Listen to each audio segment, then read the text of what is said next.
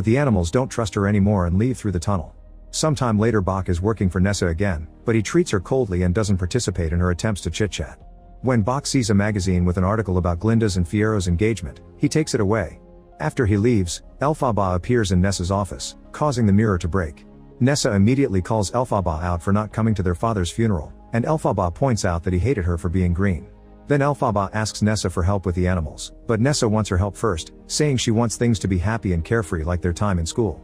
When Elphaba admits she doesn't know what to do, the grimoire opens to show her a spell. Elphaba immediately casts this spell on Nessa's shoes, which turn red and start feeling hot. Suddenly Nessa begins to float and laughs happily because she finally left her wheelchair. Elphaba is also happy because her magic has finally done something good.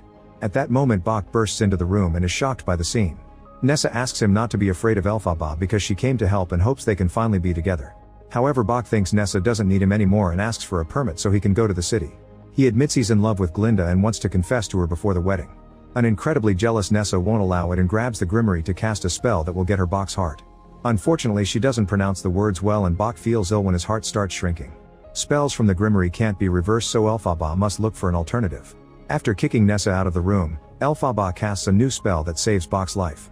On her way out, Elphaba tells Nessa that she's going to the wedding to show everyone the truth about the wizard. Nessa thinks she's actually going for Fierro and asks her sister to stay with her.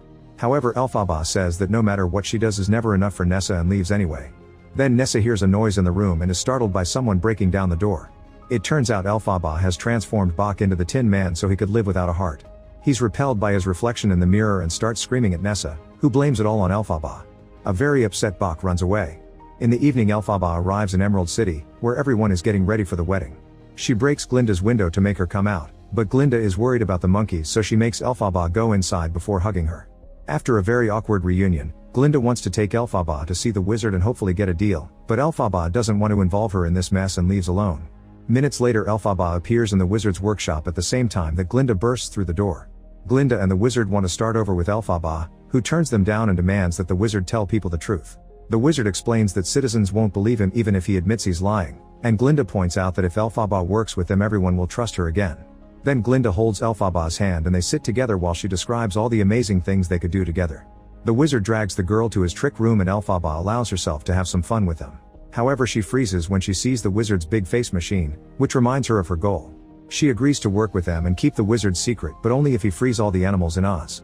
The wizard agrees and gives Elphaba the key to the monkey cage.